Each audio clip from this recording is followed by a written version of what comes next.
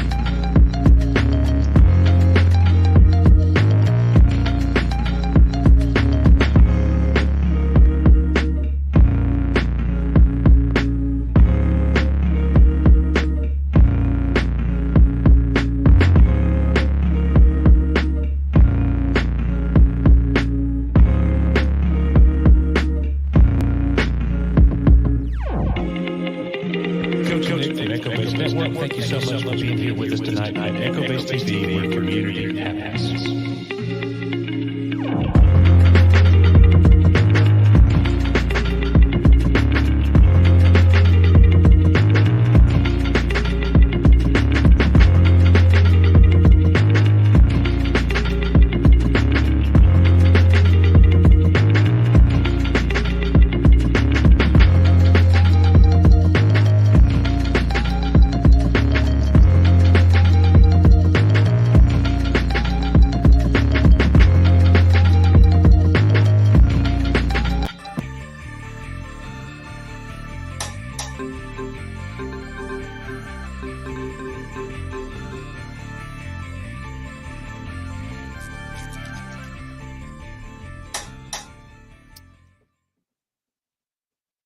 Well, let me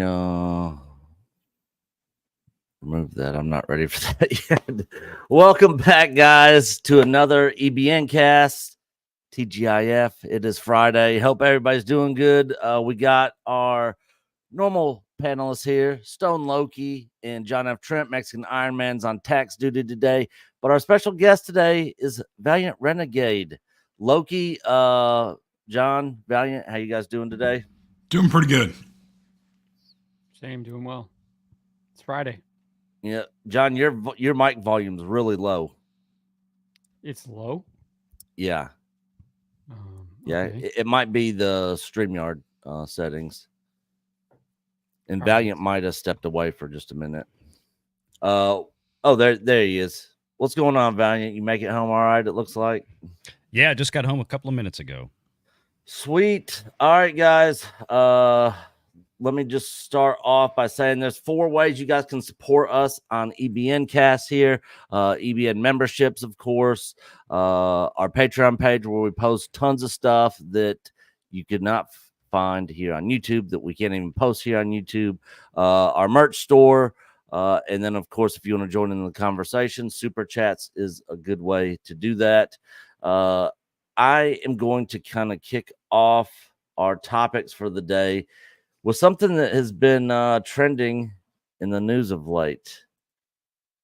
Star Wars Outlaws and the controversy of the ugly women. Oh, wow. I was going to bring this up. Damn it. Yeah, so I might not hit on everything you're going to hit on, Loki, but I'll of course, there might be something else that you're going to bring up. But this is a funny video that I wanted to look at. This is a video from Grizzy right here. If you guys want to go check him out, he makes hilarious freaking videos. But I think he nails this spot on, and some of the stuff that he says in here is quite funny. Ah, yes, another day, another Disney Star Wars failure. Star Wars Outlaws from Ubisoft, currently 80,000 sitting at downvotes. 80,000 dislikes to 31,000 likes. Well done.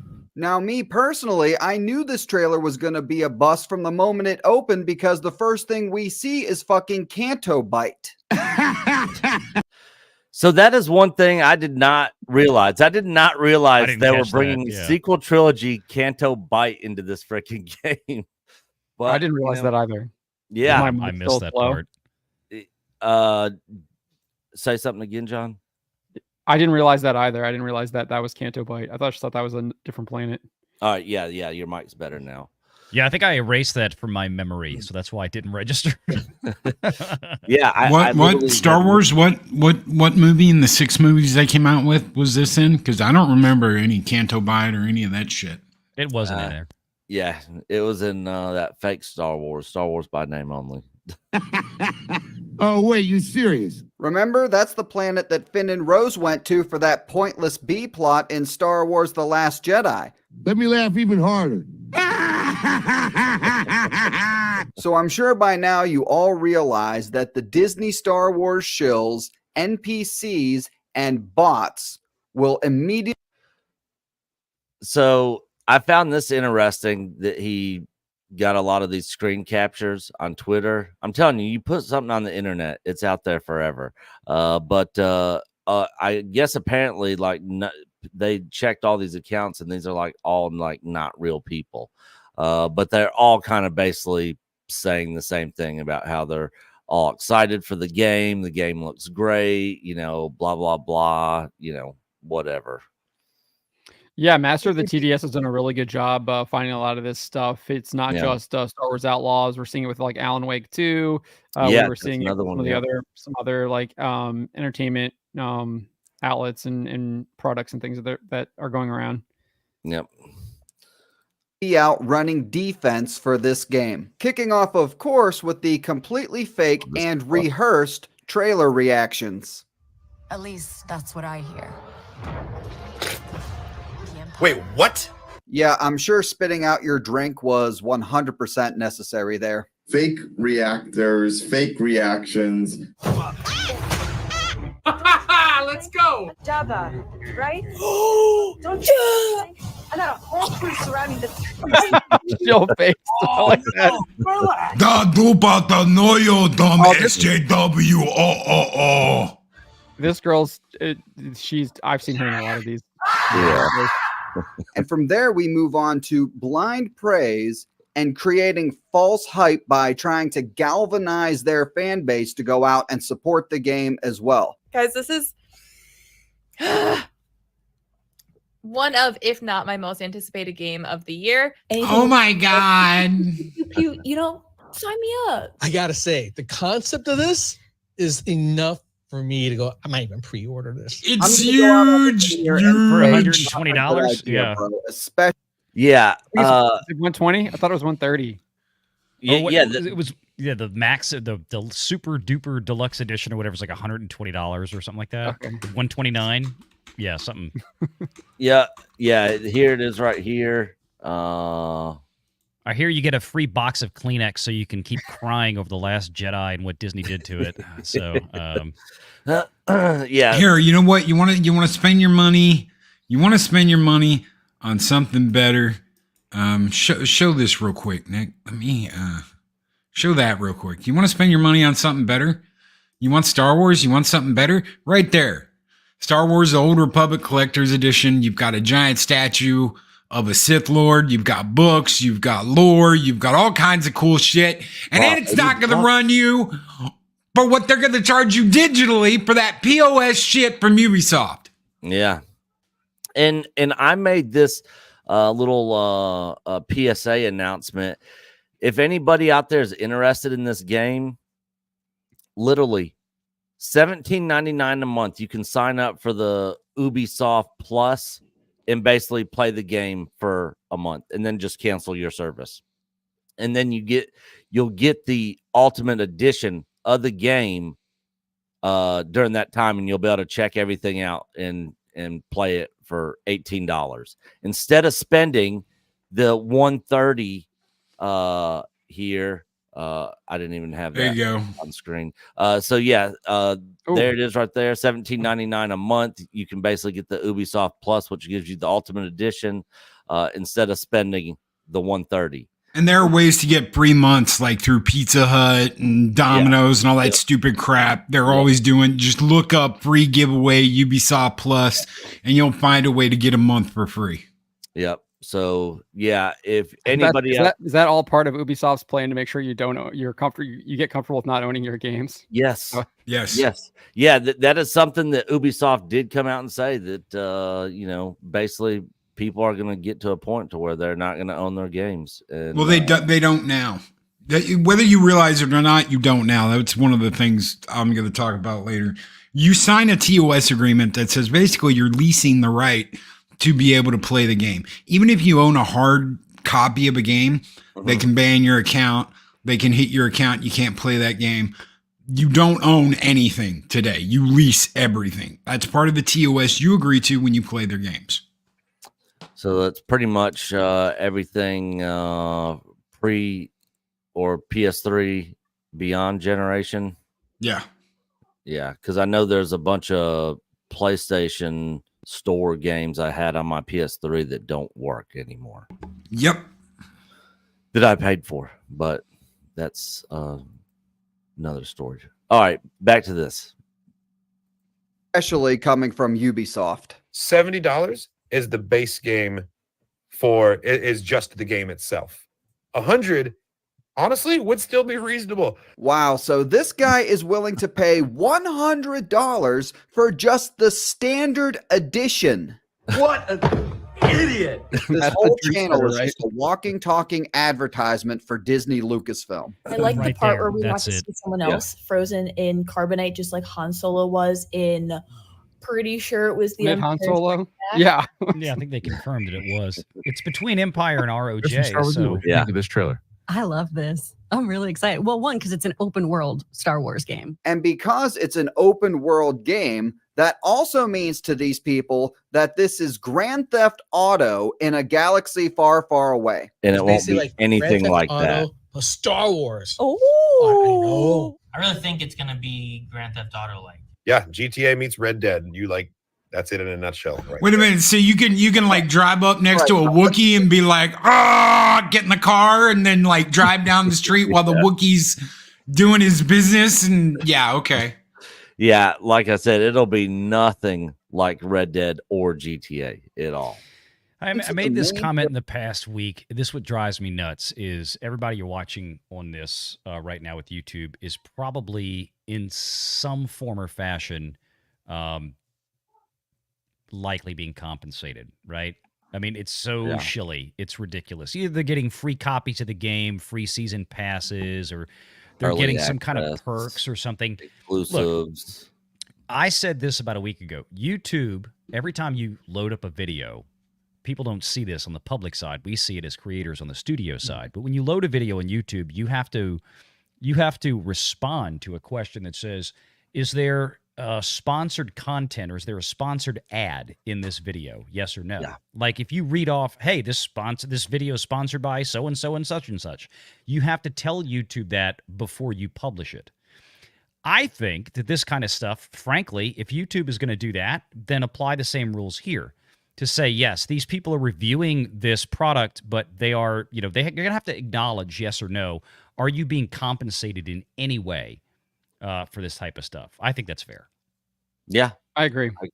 No, Can I just make a comparison here that she looks like the alien dude off of the last Star Wars game, the pilot, the alien pilot that looks all. Look at her face. I'm not kidding. She looks like the alien pilot dude that's in the Cal Kestis games, whatever they are. Yep. And it's funny that I paused right on this screen. That was completely by coincidence. I didn't mean to pause right on this, but now that we're paused on this, that's another thing. They're saying that the actress that they scanned the body for this character looks nothing like this. I'm sure all you guys have seen it.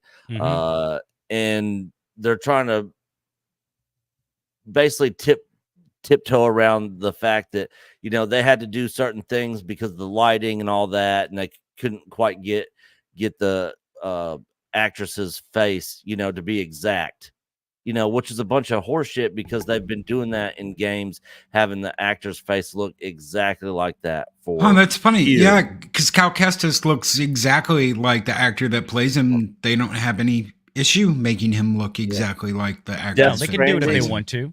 Yeah, The Last of Us proves that 100% wrong. I mean, that character looks exactly like Ellen Page. Yeah. Yep. Exactly. All right, guys, let's continue. Character. More importantly, how if you have just a little bit of fun at this fictional character's expense on Twitter, the pro Disney NPCs and bots will come for you. She looks perfectly fine. You just hate women. You guys had 9 months And real quick, we've been getting that hate on our Twitter feed all week long. You know, people saying that we're misogynists and bigots and all this other nonsense because we're like, all right, here we go, another strong female led character in a Star Wars game. And so, and on top of that, we're saying that they uglified her because we looked at the actual actress. So, well, can you blame us? They gave her Valiant's jaw. Doesn't look good on a woman. Yeah, true. All right, let's continue. And now decide to share your brain dead takes on how a character should look. You sick MFers have never met a woman, and it shows because Kay Vess looks gorgeous. I gotta tell you, bro, only weirdos think Kay Vess is attractive. And yes, I've brought proof of this. We know that I love my women with electro tattoos. Sorry, what? I genuinely think y'all have brains the size of rocks, and I can't take you MFers anymore. Triggered. She's not the hottest chick in the world, but I think she looks cute. You know, she just looks like, you know, an average chick, you know, nice eyes. If that is a woman, it does look like she was beaten with an ugly stick. Pixie Kiddle Pronouns and Alphabet People Rights says, I always find it funny the people who judge others and their looks the most never have posts of what they look like online. It's always very telling that they project their own insecurities on others, even more so when it's a fictional character. What did I say earlier? Kay Vess is a fictional character, which you admit in this post. She's not real. And these people are so unhinged, they come after you like you're criticizing a real person. I already know the fucking gamer bros are gonna be mad because it's like, oh my god, another female. Ugh. You know what? I have no respect for any man wearing a nose ring. None. Oh, I mean, I can't stand when women wear it. When women wear it, it's ugly as hell. But if a man is wearing one, just hang your head in shame because you're a little bitch. And I don't want to hear anything coming out of your mouth because you're not even intelligent enough to look appropriate. It's just ridiculous. And look, here's the other thing. Yeah, it's a fictional character. That's the point, right? This isn't a natural human being that and looks who wants this to play way. an ugly fictional this character? Yeah, this is a character that was designed to look this way. There were hundreds, if not thousands, of man hours invested in creating this character, and making this character look the way it does. So it's not like, oh, they can't help it, or this is just how they are. No, we're not talking about a real person here. We're talking about a fictional video game piece of software engineering that was deliberately done this way. And again, from the pure standpoint of, you want to do this as a game studio, that's fine. But at some point, the money people have to enter the room and go, you know what? Most of our audience out there, or the potential target audience out there, are men. And they're men that would much prefer to look at either a big dude kicking ass, or if the main character is going to be another female Star Wars lead, which is all we've gotten for the past 7 years, 8 years, 9 years, whatever the hell it's been now, if we're going to make it a female lead, give the guy something that they'd like to look at. You may think it's misogynistic. You may think it's sexist. You may think it's the man terrible. gaze. Whatever. It doesn't matter. You're a for-profit company that have shareholders. You need to be doing everything possible to return the highest investment potential or return on investment potential that you can. So why turn off even a portion of your audience? Yeah. It's just one of these simple little things that game companies now insist on not doing in some cases because of social politics. It's just stupid from a business standpoint. All right, rant over. Yeah. Yeah. I mean, I agree. And the thing is, if you look back at 2017's Battlefront 2, Iden, what was her name? Look, the cybernetic woman. The cybernetic woman. No, the one, the Imperial TIE Fighter pilot. Oh, sorry. Yeah, I was thinking Battlefield with the cybernetic stuff. You're talking about Ivo Versa or something like that. Iden Versio or something like that. But anyways, you know, she was kind of the lead in that, and there wasn't really a whole lot of complaining with that character, or at least I don't remember. And she was attractive. You know, there was more complaining there was more complaining about the microtransactions more so than the characters. We want a villain. We want a damn villain. If we want to play a female villain, that's what we want to play. We don't want someone that's sucking rebel butt 3 episodes down the line and suddenly is a good guy.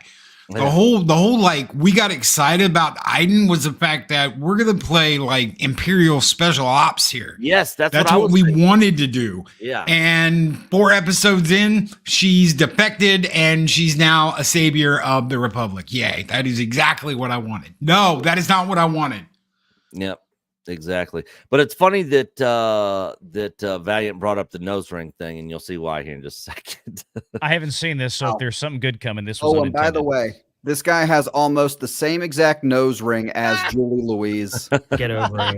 If Alien came out today, these morons would complain that Sigourney Weaver, quote, looks like a man. 2 things. First of all, you're wrong. Second, the bigger issue here is that Disney and Ubisoft are going out of their way to make this character ugly. The woman on the left is the model they use to make this character. And rather than taking the easy route and just adapting her appearance to build the character, they chose instead to spend what I assume is a large amount of time and money just to make her uglier.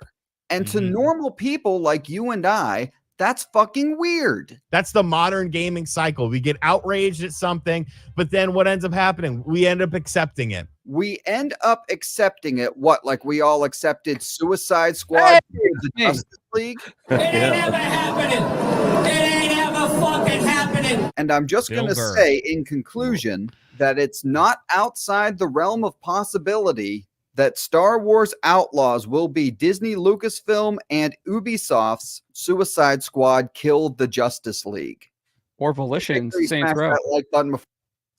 Yeah, I thought you'd get a kick out of seeing one of your articles in there. I noticed that when I was watching the video. But yeah, it's absolutely ridiculous to me that all these people are shilling so hard for this game and trying to push it. For a company that said that they, you know, it's coming to the point to where nobody's going to own their games. They have a history and a track record of, you know, showing one thing, having basically a bait and switch of this is the game you're going to get. And then when you actually get it, it not being anything like what you saw. That happened. Or they have to take it down on day one because people have hacked to the end of the game like Suicide Squad. Because that happened with the Division. When they first announced the Division, I was like, holy shit, this game looks badass. I'm getting this thing day one. I pre-ordered it, everything. Got the game, and it was nothing like what the trailer was. And I was like, what is this? And I literally played it for probably like a month and a half, 2 months, and then I was done with it. And I thought this was going to be a game I was going to play consistently for a long time. And then when the second one came out, I was like, F Ubisoft, F that game. I'm not buying it. But here we go with them coming out with another Star Wars game, open world, that they're trying to push like it's going to be Red Dead or GTA, and it's just that's because it's going to be online always. You cannot play the game offline, so they're going to have some kind of multiplayer mode where you go around and you do your own thing or something. They're going to have something in there that is online always required, which means you can't even start the game if you don't have an internet connection. I mean, based on the fact that it has a season pass, it looks like they're going to be potentially adding content over time. So it looks like it's going to be a live service game. So I wouldn't even be surprised if like the story isn't even like fully done in the main game. They're going to try and keep you on with like extra DLC content and stuff like that, which I mean, I get that. I mean, I play games like Honkai Star Rail and Genshin Impact, and I'll play like SWTOR, but you know what you're getting into when you're playing those games. They're MMOs and things like that, where they are going to be adding in content and things like that. So, but it's also well crafted and well done. It's not like Honkai Star Rail is literally like basic JRPG, like turn-based combat, which is just a fun story. So, yeah, and the thing is, like DLC and stuff is, I'm fine with DLC. A lot like God of War, they actually gave out free DLC. Not a lot of game companies do that. Stellar Blade's going to do that too. Yep, Stellar Blade. And that's the other thing. Like Stellar Blade, lead female character. Who's complaining about it? Other than the people that are complaining about this female lead character. I wonder if the guy with the nose ring has a video about that. Oh man, I would love to find a video from him on Stellar Blade, because I guarantee you he's one of those ones that's saying, this isn't a real woman, who wears high heels to war, Well, they said that she was too young, that it was an underage girl. Then they find out it's a 40-year-old Japanese lady that really looks like that has that body. She has that body. And South Korean supermodel. Not what they thought. So yeah, so it's completely ridiculous what they're doing. I'm gonna have to go research after the stream to a nose ring guy and see if he's got a video on Stellar Blade. But yeah, Stellar Blade's pre-order sales have skyrocketed. This game gone gold already.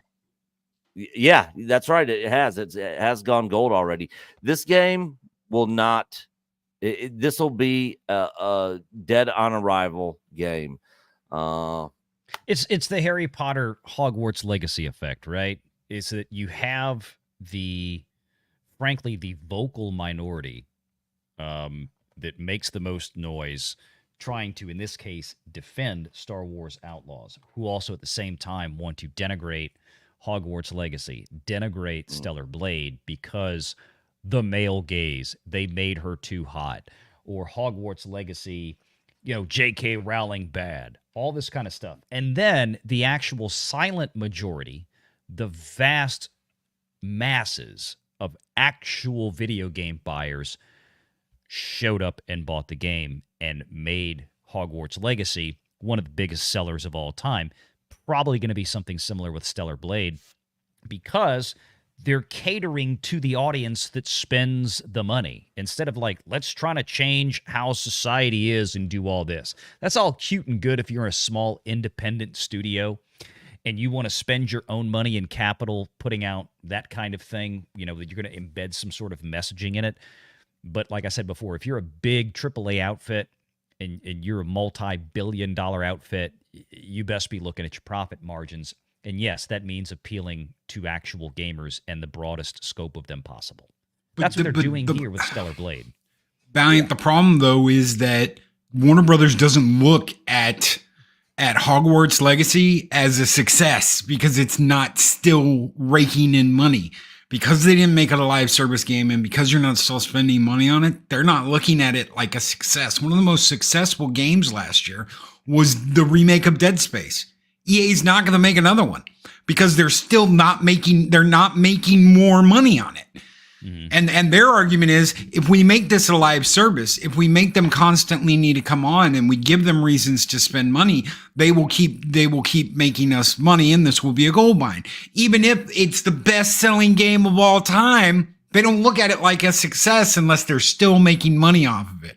It's like it didn't even matter now. Yeah, that's what Bungie I mean, did. Go ahead, John. Zaslav and who's the CFO over there? He's like got some Norse name. Yeah, Gunnar Whedon. Yeah, Gunnar Wernfeld. Yeah.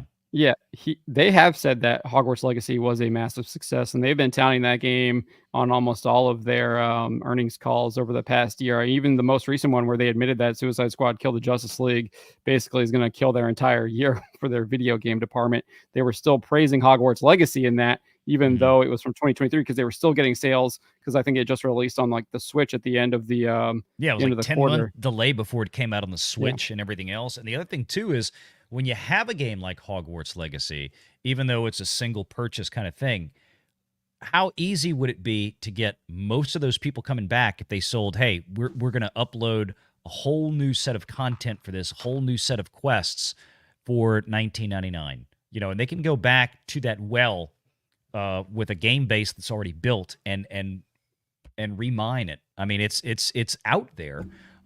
As opposed to season passes. And not everybody can be a Fortnite, right? Where you create this giant video game platform.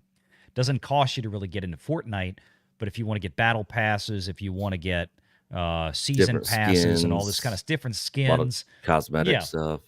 Yeah, that kind of stuff. And people love the game because it's very accessible. It's fun.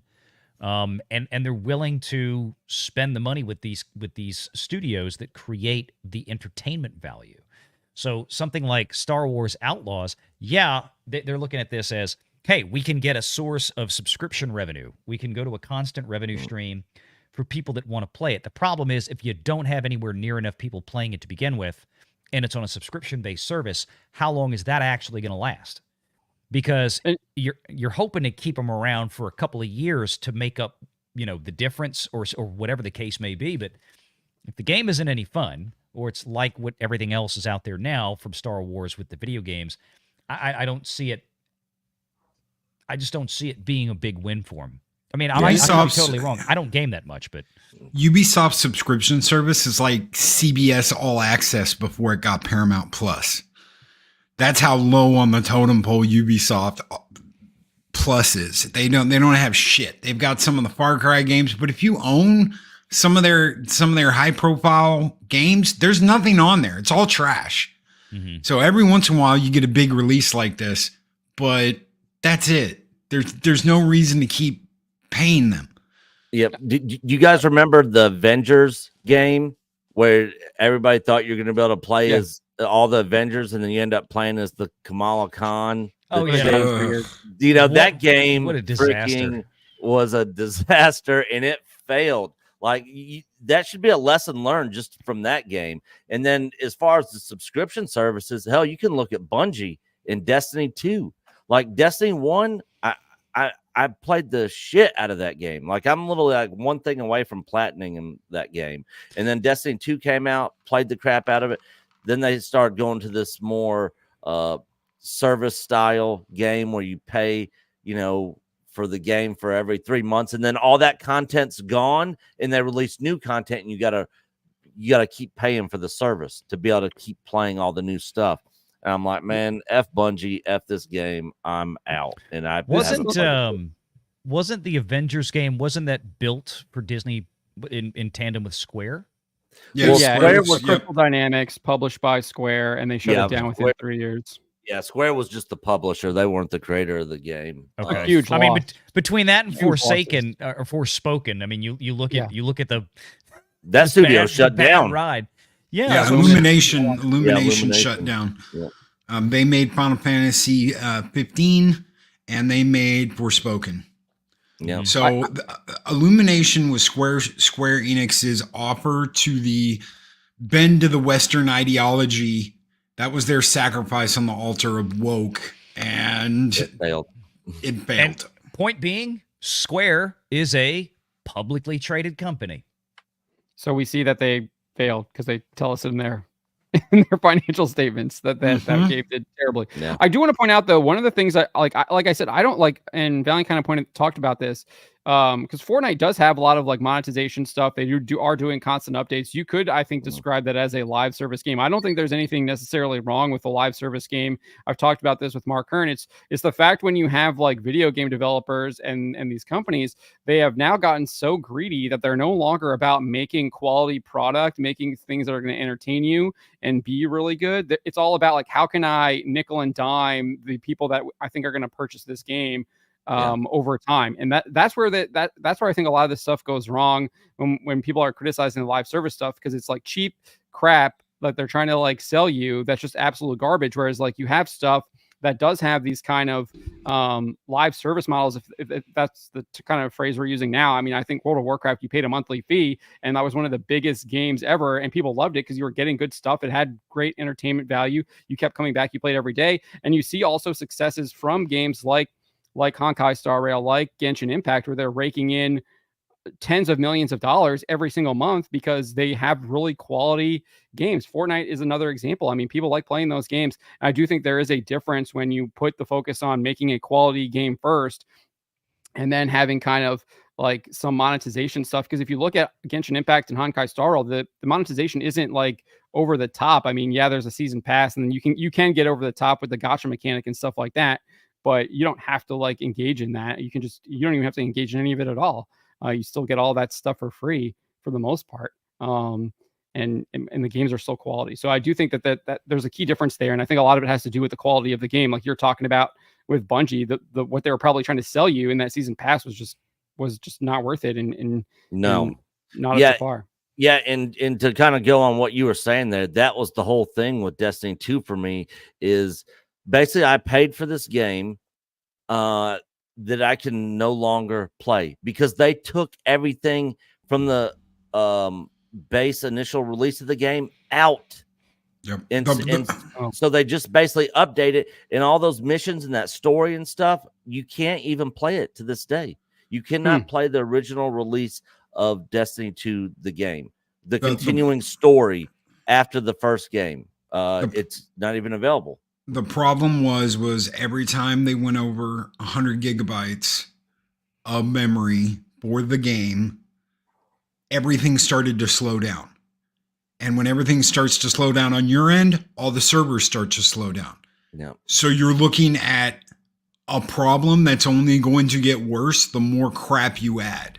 So they said, okay, instead of coming out with a whole nother game, instead of coming out with Destiny 3, we're gonna cram a whole bunch more shit into Destiny 2, make you pay for it, and we're gonna take out all the stuff you did when the game first came out, and you can do all the new stuff. That way we can keep you without going too far over that 100 gigabyte limit where everything slows down.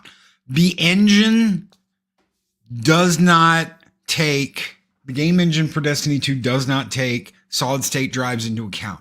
So even if you have it on a solid state drive, it's still going to take you a long time to load because that's the way the game was built. The game wasn't built with solid state drives in mind. Yeah. Yes. And Loki, I know you were going to hit on this before we move on to John's. Dude, we pretty much did. I mean, guys, AAA games are dying. That's what you have to, AAA games. If someone says they're coming out with a quadruple A game, call them on their shit because they're lying sacks of crap. Indie games are going to be where it's at, guys.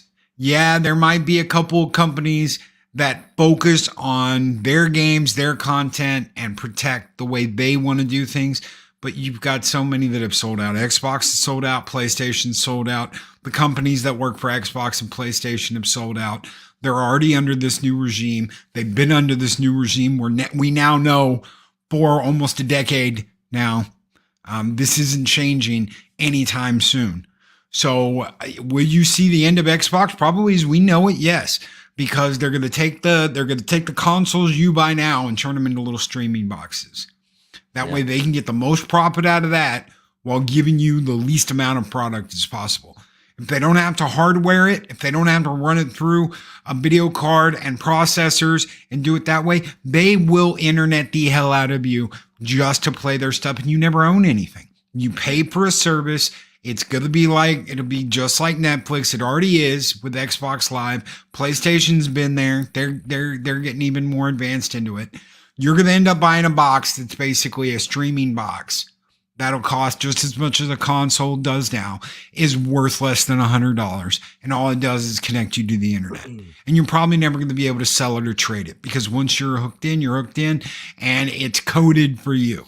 So you probably won't even have any resale value, but you're not going to own anything. Start thinking indie games, PC. Even if you don't like PC, go PC Master Race anyway, because you can modify your games, restore things that have been deleted and taken out.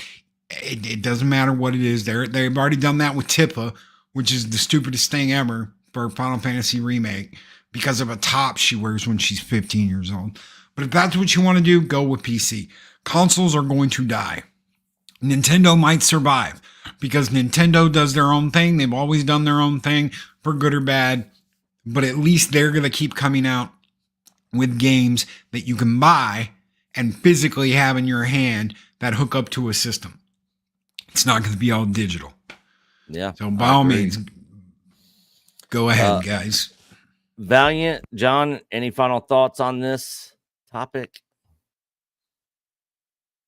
I mean, the game's going to die. It's dead on arrival. I'm going to relish in seeing it die on the vine, and we'll be celebrating in my reporting as it dies. I cannot wait for the sales numbers of this game to come out.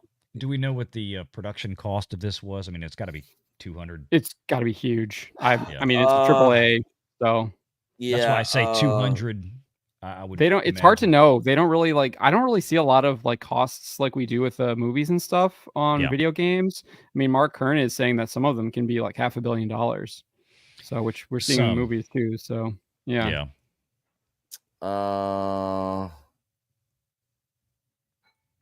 Yeah, there's not anything out there with how much.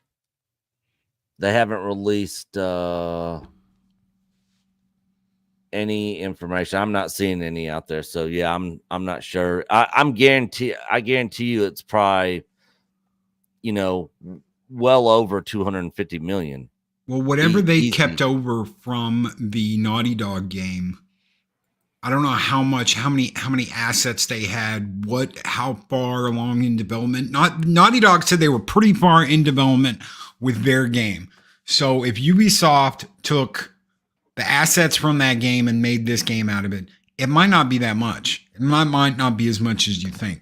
And then Naughty Dog's able to write off the parts that they made. Somebody would have had to have compensated the build out. I mean, for Naughty Dog somewhere that loss is I mean, it's got to be capitalized somewhere. So either Ubisoft had to pay to recover whatever remaining assets, like you said, this other game studio had already created, and maybe they paid at a discounted rate. Maybe they paid pennies on the dollar. That would be good. But of course, they still have licensing going back and forth. Lucasfilm, Disney gets a piece of it. If it's being sold primarily digitally, you can take that $70 even base price and take probably 20% off of that. You got to pay Sony. You got to pay Xbox or whatever other platform it's on, because, consoles, folks out there watching, when you buy that PS5 or you buy that Xbox, whatever the hell it is now, basically Microsoft and Sony, they're not making any money on those. Generally, it used to be for years, and it's probably still the case. Every one of those machines they sell, they take a loss. Yeah, it's a loss of money. Because, they take a Xbox loss. Confirmed that, Phil Spencer, just recently. Yeah, and the same is true for Sony and I'm sure Nintendo as well. They sell those things at a price point where basically they're either just breaking even or they're losing a little bit because they make their money on the licensing and the game content. So, everybody's going to get paid. Accessories and all that sort of stuff. Yeah, I mean, if Ubisoft, let's say they have $200 million in the ground on this game, then at a retail level, they're probably going to have to sell at least 3 times that much. Because that wouldn't even include the marketing that they're putting behind this and these 8 bajillion Disney social media bots, the advertising and everything else they're running for it. Yeah. Yep. Good point. Real quick, we got a new member to the EBN member family, DP Pumps 29. Hail to you, good sir. Welcome to the EBN family. As we like to do here, this EBN member video is for you.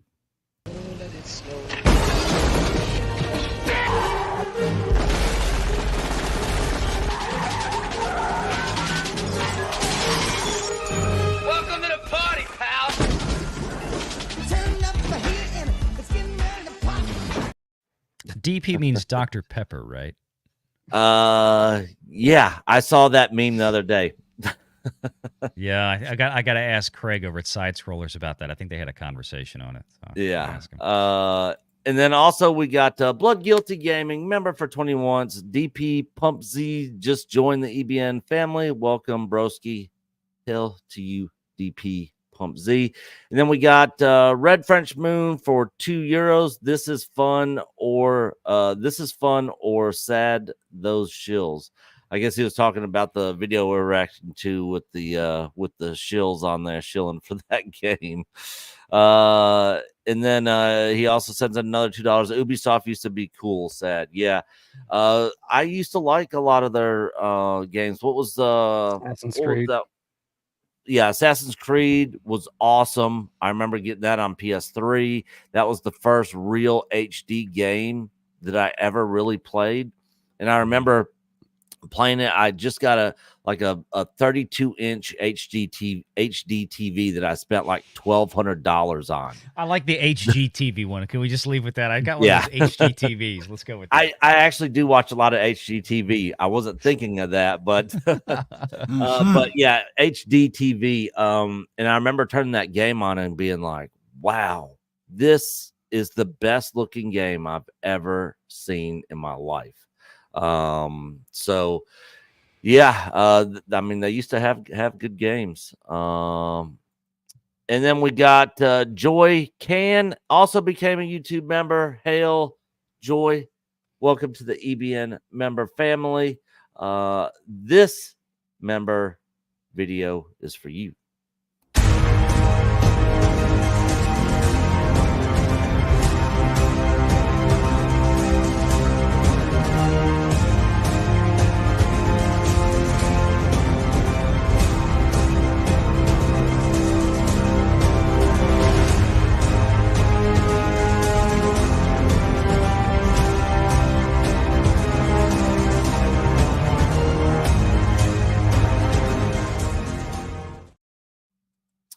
And then Red French Moon, this video is for you for your super chats, and we appreciate your support.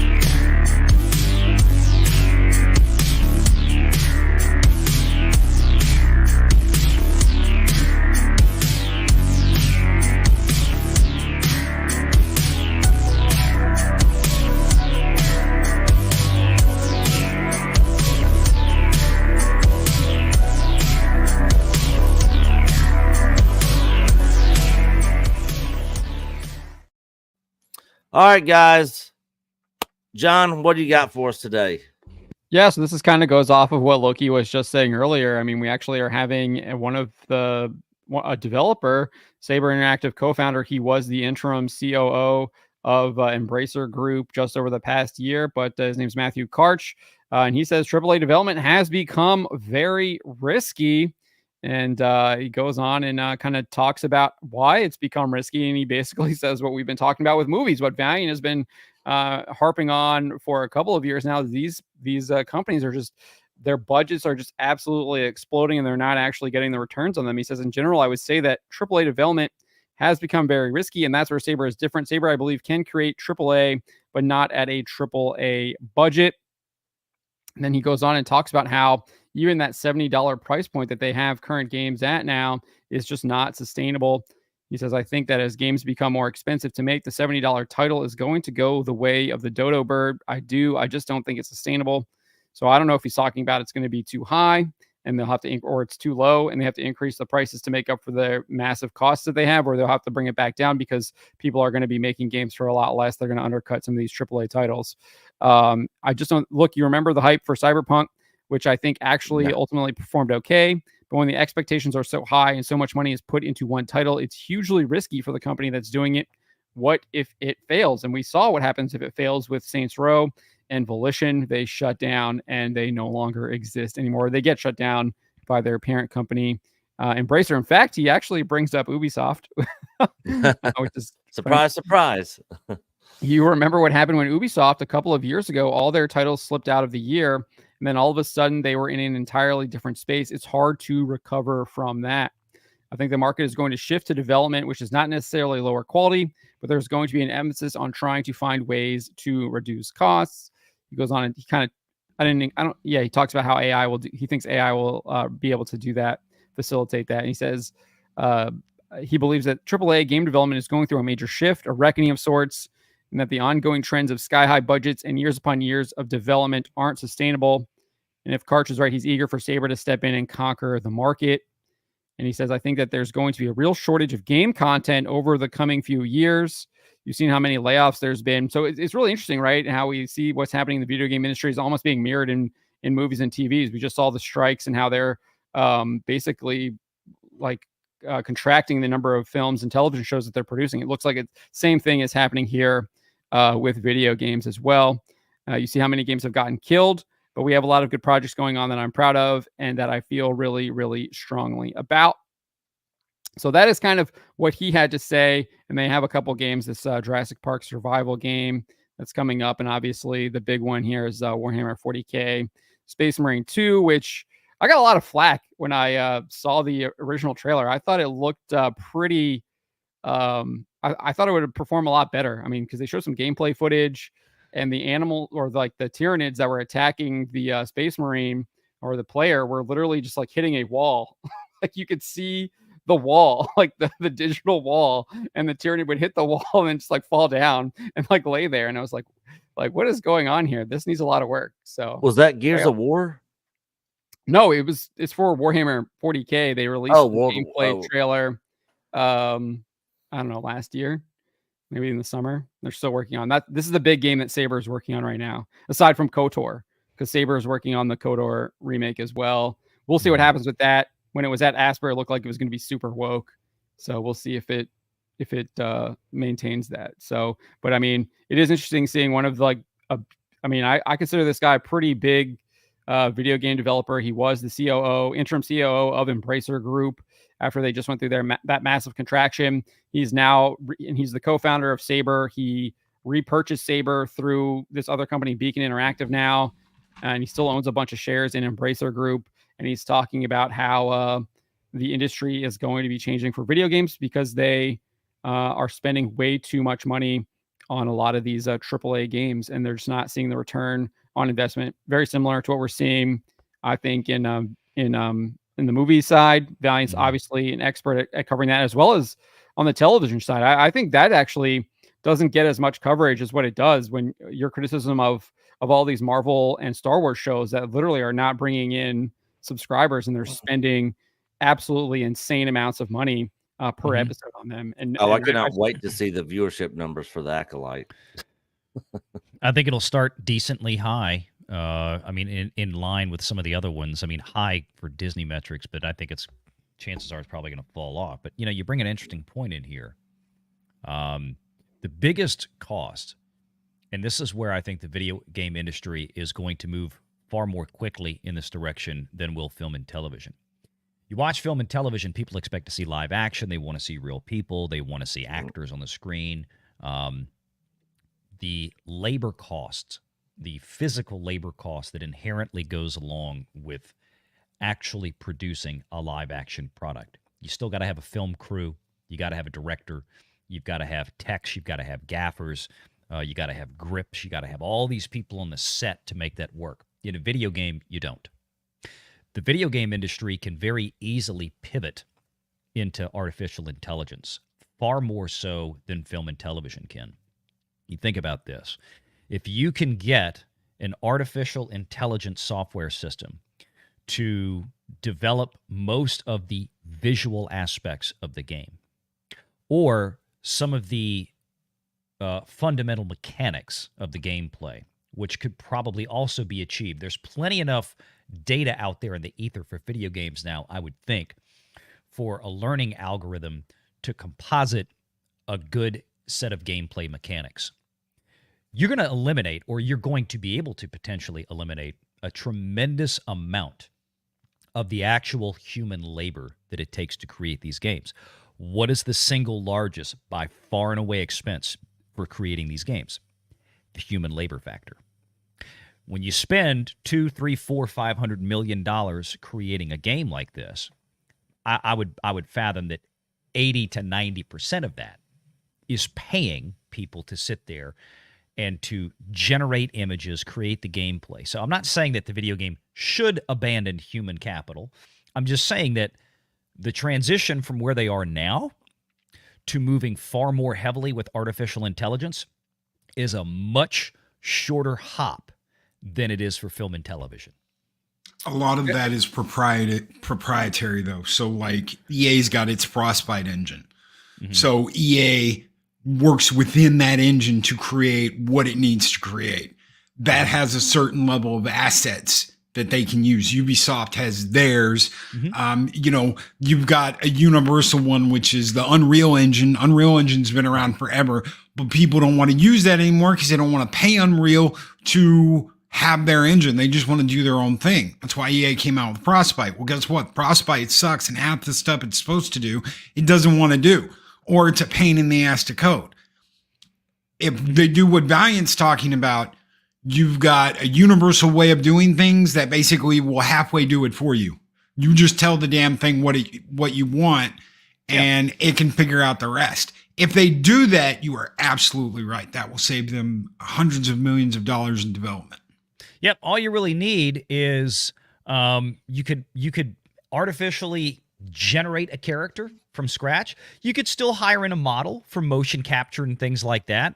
But I mean, by and large, that's not one of the single most expensive pieces. You know, you have a couple of characters you might do that with. The real thing is the bank of 100 or 200 software engineers sitting at a cubicle inside of a giant office space, grinding away at the keyboard for 8 to 10 hours a day for years to actually complete the production of these types of games. If you can eliminate half of that or more than half of that labor, suddenly your $300 million AAA game now might only cost you $100 to $150 million.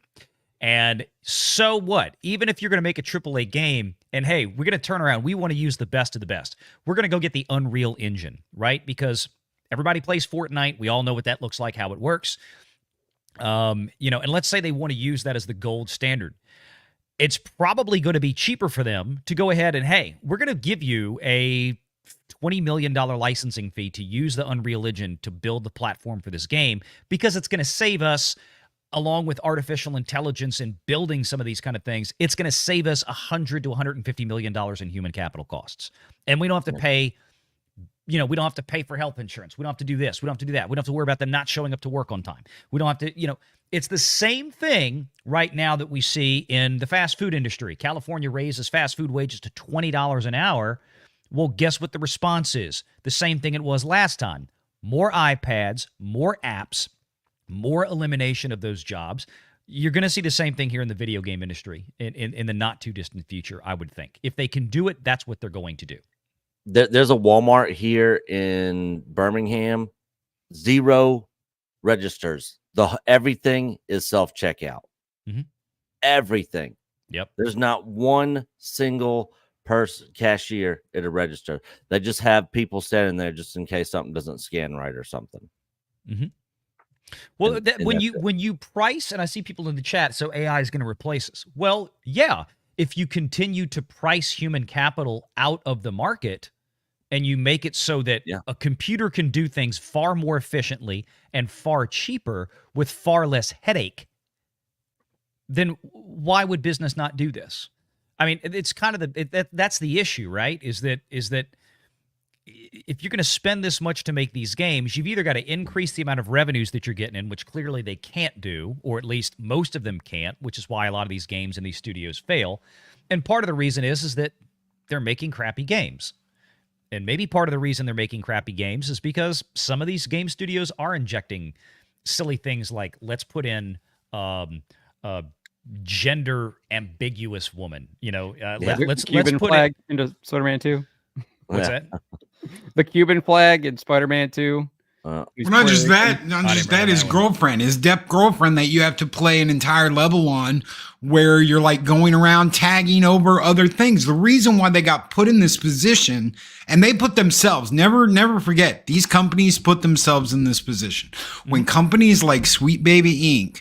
and Black Girl Gaming come to them and they say, look, If you use us, we're going to read over your script. We're going to look at your characters and make sure there's nothing wrong with your characters. And then after we've done all this stuff for you and you've paid us, because you're going to pay us to do this, then we're going to get you such a low interest loan through BlackRock that all of it's paid for. So not only have you gotten a low interest loan that's going to help you save money, but you're going to get us going over your stuff to make sure, well, you haven't done anything that's sexist, misogynist, Yahtzee, or anything. And if you don't use us, that's what we're going to do. We're going to call you sexist, a sexist, Yahtzee, phobe, whatever. And we're going to point our fingers at you because you didn't use us. They have put themselves in this position by being greedy and more greedy.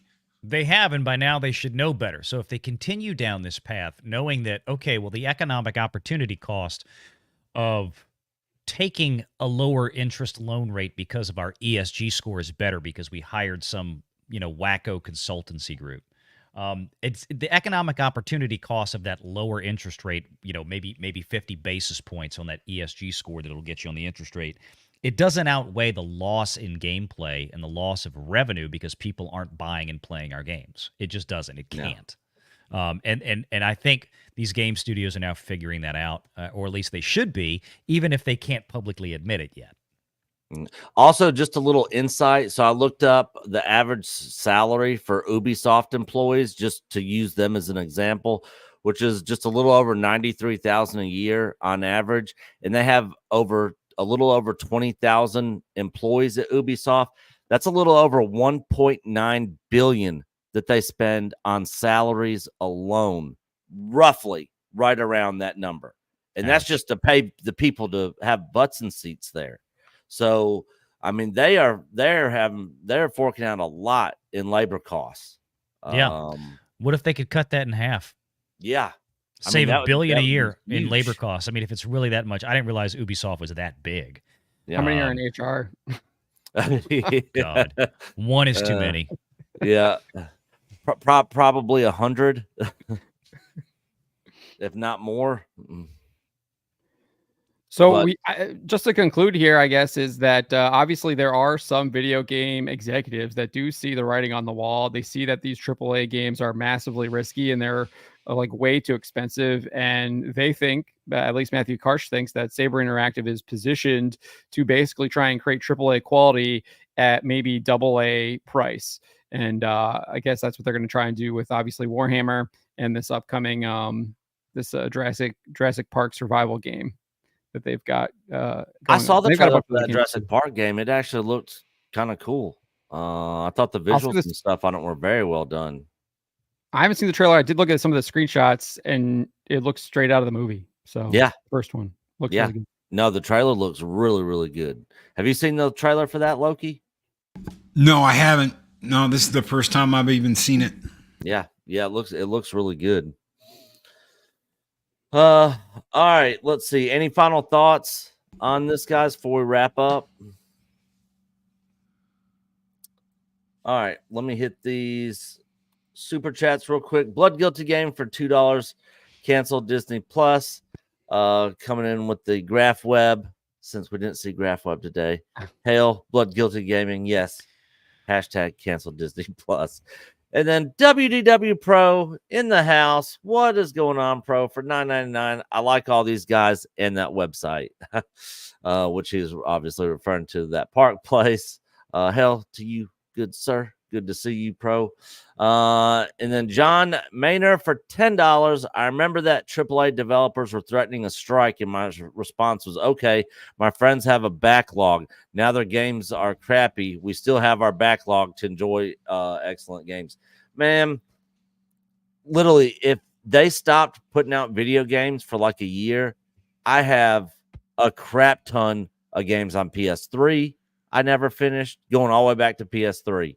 PS4, PS5, PC. There's a ton of stuff out there. I have 32 terabytes of gaming on my PC right now that I can go into and play everything from the original Pong to everything that came out on the Xbox 360 and the PS3.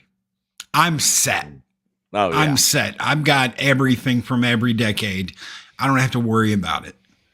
I have all I don't the have to physical wait for new cartridges back games. there. So what are you talking about? Hey, I still got my Super Nintendo in the. I still got my Super Nintendo. Dude, I'm in the talking about guest back bedroom. to Atari 2600. I got 60 to 80 Atari 2600 cartridges right back there with the original 2600.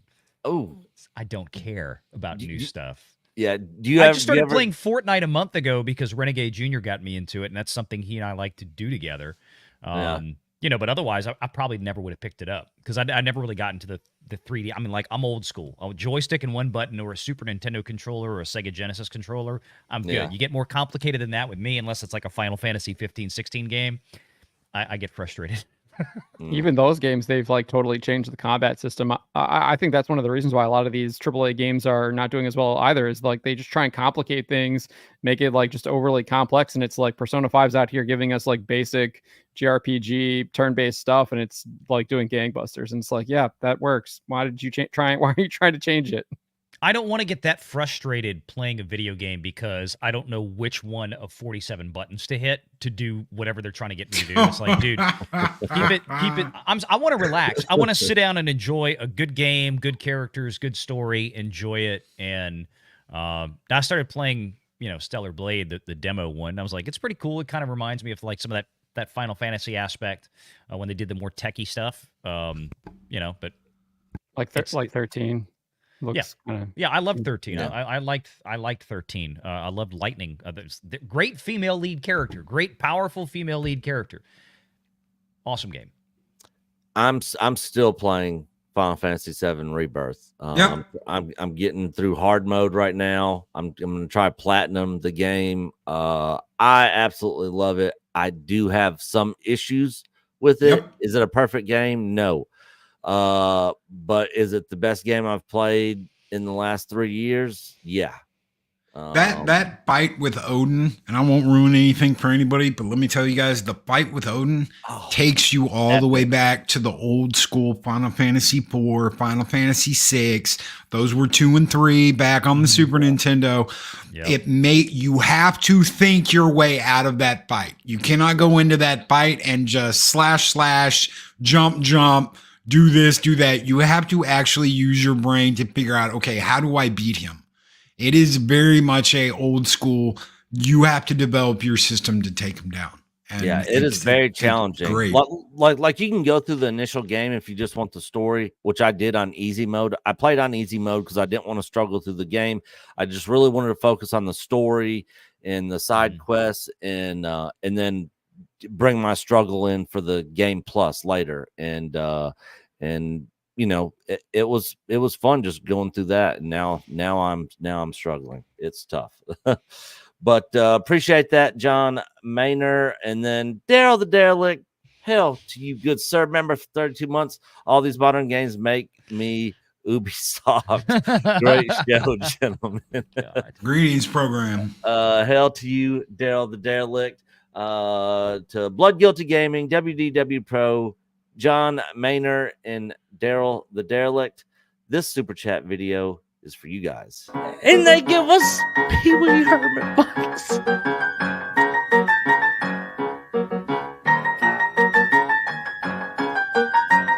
My bike!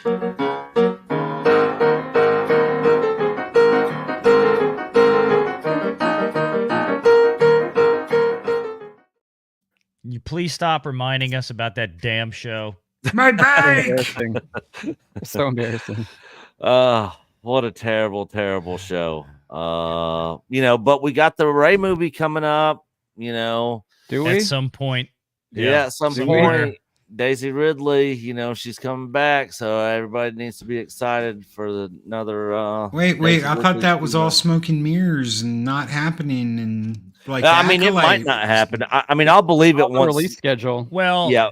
Once cameras are rolling, I'll believe it once I see cameras rolling and sets being built. And well, look, another hint. I know they moved it off because there was no way it was coming out in 26. They pushed Mando into that. So now it's back out in 27, and I don't think they really said anything for the 27 slate, although Disney has their reserved slots years out like all studios do. But in that new issue of Empire magazine, that the whole thing came out yesterday, the one with the big Acolyte cover, in there, If not mistaken, I believe it's that one. There is a brief interview or some comments from Daisy Ridley where they asked her about coming back as Rey. So there's fresh information. She's still talking about coming back as Rey, whereas I think if they had really sidelined this film, they would have retracted that. They wouldn't have let it print in there. Although it could be wrong, but I don't know. Look, I'm with like Ryan y'all. Johnson.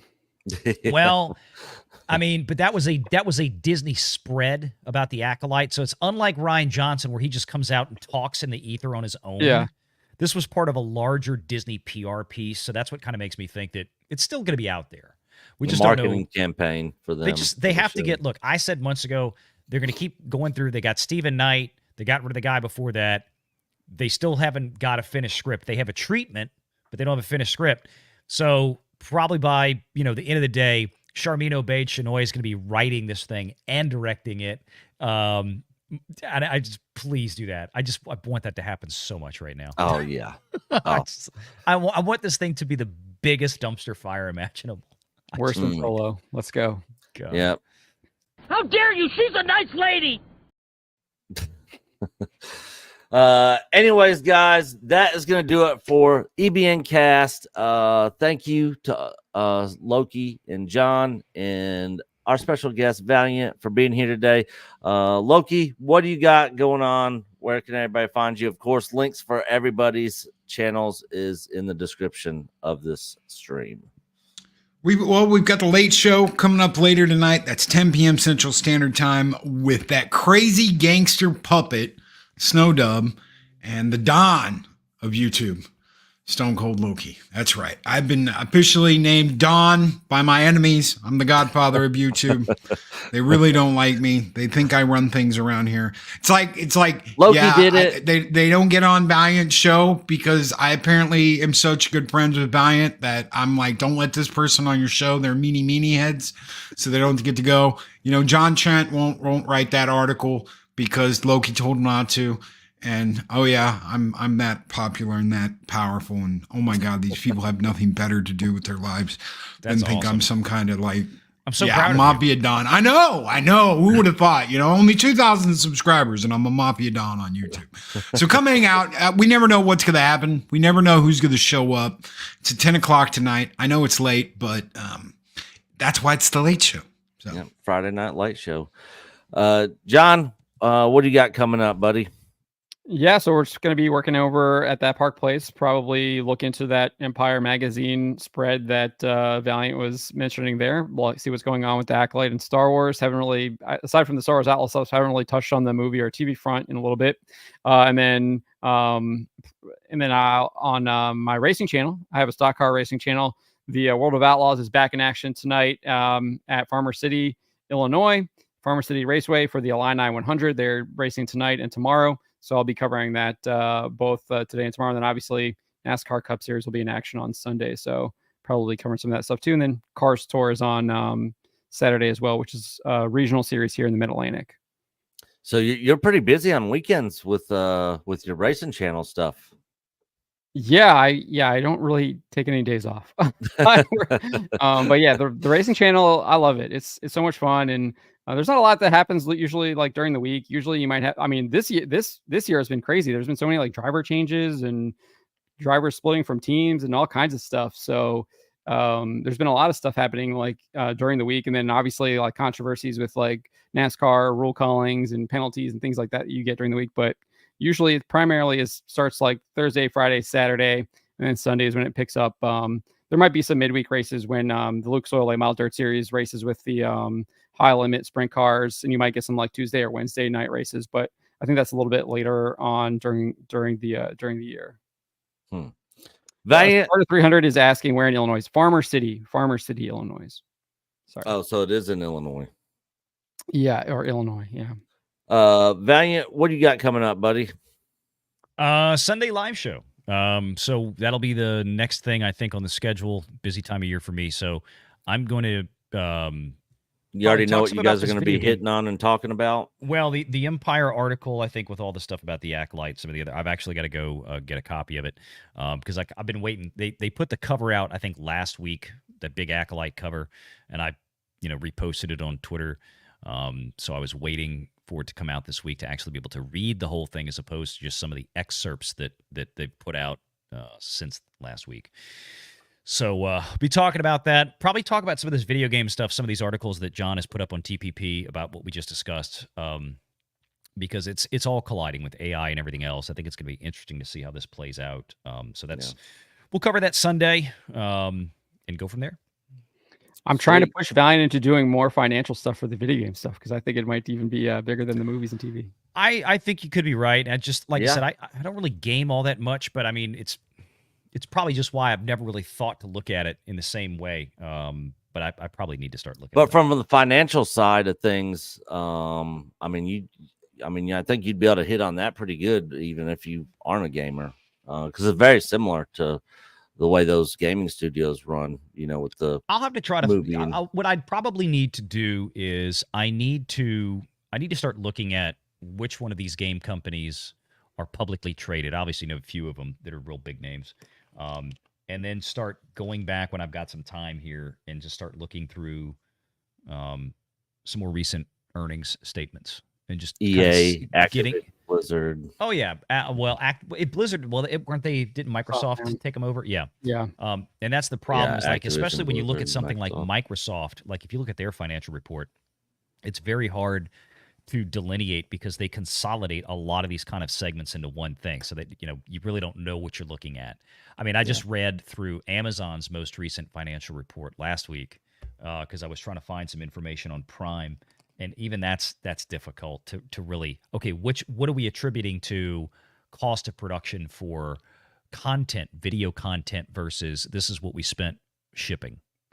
It's everything is mushed together. So some of these things are really, but that's why when you get the pure gaming play, like a Square, which is a Japanese company, unfortunately, so the reporting is a little bit different. But you can find some American outfits that report here that you can find some of this, good public data on. Some of that can be insightful. So. All right, guys. Well, thank you guys all for being here. Thank you for all your continued support. As we always say here, we are UR Echo Base Network, and we will see you guys next Thursday night and then back here next Friday, same time. Until then, we will see you guys later.